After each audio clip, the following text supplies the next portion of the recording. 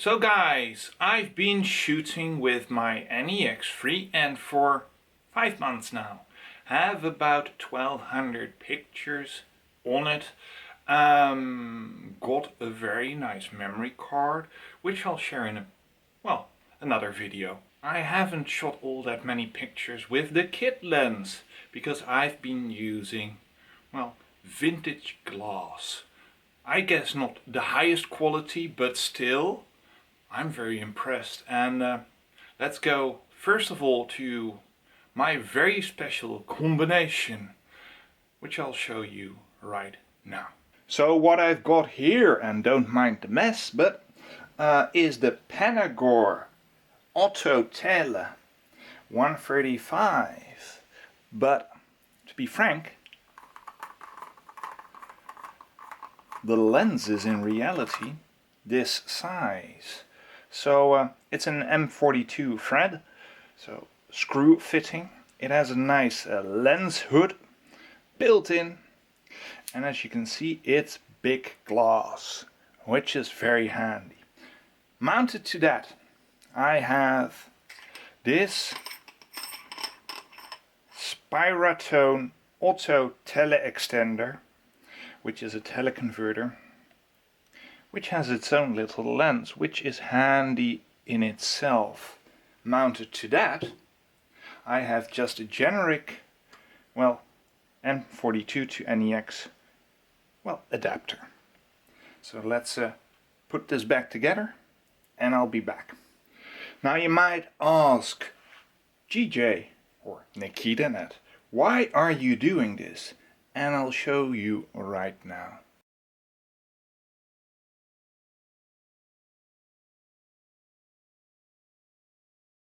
Now that is a very impressive image, isn't it? Got some video with this setup too.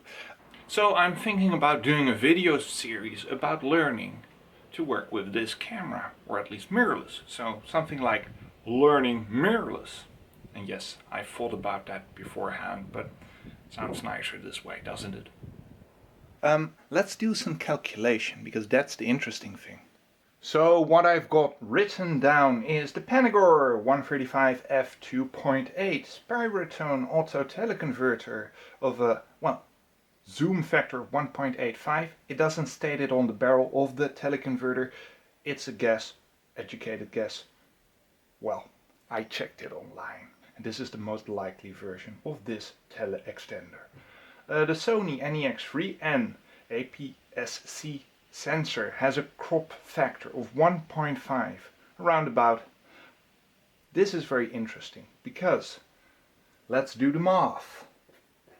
135 times light going into the tube, teleconverter 1.85 times crop factor 1.5 is, round about equivalent of 375 millimeter. That's impressive.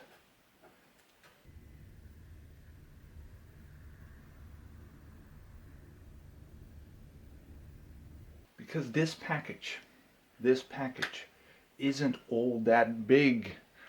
You know, it is manual. It is, vintage, old, but the quality is still there. Now, for your perspective, the Panagor lens was €7.50. The teleextender, it's beat up. I got it from a rummage sale box in a photo store, €5. The teleconverter is somewhere around €20. This is cheap, especially since the quality is there. And you can use this with the NEX aps-c line of, cameras, of course, the mirrorless ones, because one thing is interesting, and that is flange distance is low. And with that, of course, this is like, let's draw it out. Here's the opening of the lens, or at least the lens flange on the camera, to which you attach a lens, right? The sensor is here. This distance is minimal.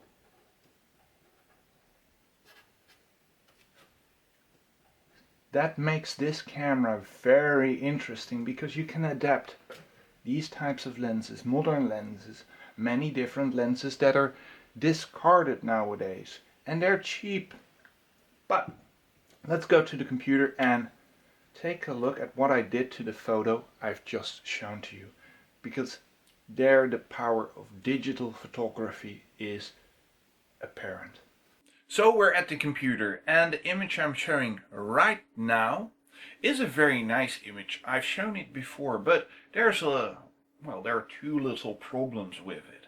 The setup, as I've shown with the teleconverter, leaves a nasty spot that is a little bit more brighter.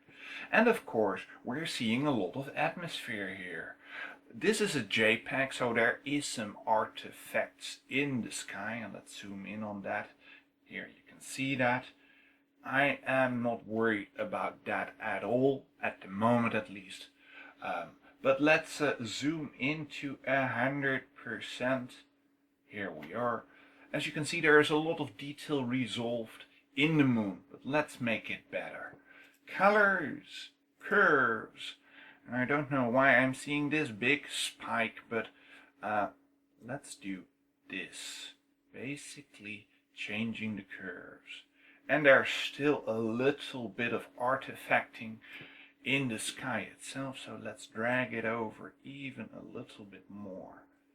As you can see, this is basically becoming, well, the moon at night, and that's a very nice image we're having right now.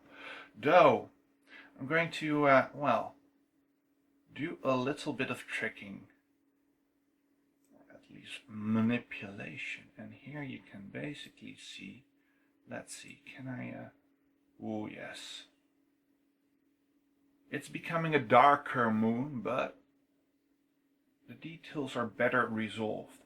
And let's turn off preview, and I'll tell you a little bit more about the image itself, because I used a relatively low f-stop to get as much light into the camera as possible, though I should have used a little bit of a higher f-stop, because I'm seeing some chromatic aberration here, so that's decoloration in the part that is just outside of the limitations of the lens. Well, I'm saying it like that, that's not entirely true, but basically the colors aren't resolved in a single picture, so there's a little bit of reddish here.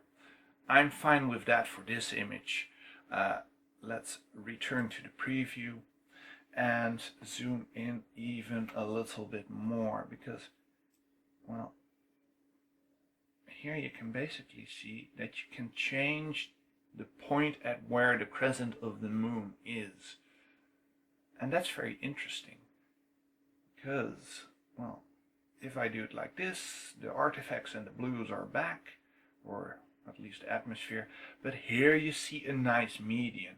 And of course this image is not professional in the sense of it's an astrophotography photo that has to be true. No, it has to be a very nice image. That's important. So let's see, if I do this, oh, that's too much. If I do this, there are more features visible. Let's go back to 100%. That's nice. I'm quite happy with that image as it is. But, you know, it's a bit dark. And let's go back to 100% on the pixels, because that's the maximum resolution you have without basically, well, using one captured pixel spread across multiple, well, pixels on your screen or your print. So let's do a 1:1 pixel ratio. Let's get it like that. It's a little bit dark, but I'm happy with this. So now let's see. Which did I use? Brightness and contrast. Okay. Let's turn up the brightness a little bit. And here you can basically see that's a little bit flat. Yes, here we are. This is becoming quite a nice image. I'm happy as it is right now, so okay. And basically this is the full frame, or at least the 16:9 ratio I used in camera. Let's do something else and make it a little bit of a feature. Here, yes, that's the proper size. Expand from center, and let's pick something on the moon that will be basically our center spot.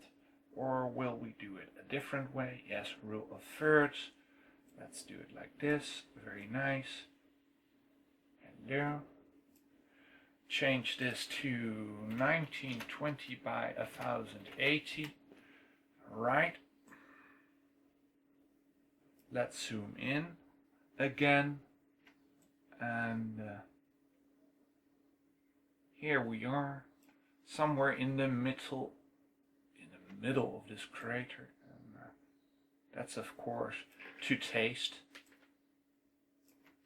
That didn't go all that well. Here we are, and let's do a copy and paste as new image. Now that's a very nice image. I'm going to compare it to an image I prepared earlier because I'm, well, very happy with this. And this is, of course, that. Copy very quickly. So, and paste as new image. This is a previously prepared image. And this is the new version we just created. And I think in reality, let's go to 200%. I think even in this quick editing session, we created a brighter image at least. And I have to look at, well, I have to look at specific features I know from the moon, at least from looking at the photos, which one I like better. But I mean, this is very nice. Oh man, this is difficult. I'm seeing a little bit of artifacting here, but of course that's 200%, so this is 100%. Let's see. Whoa, this is difficult. This is very difficult. I don't know. I like this one very much. But as you can see, it's very, very easy to make a very good photograph even better. Or at least a good photograph even better by just tweaking it a little bit. So I hope you found this video interesting. Like, dislike, at your pleasure, of course. I'm very happy because I've been getting some very nice images as shown in this video.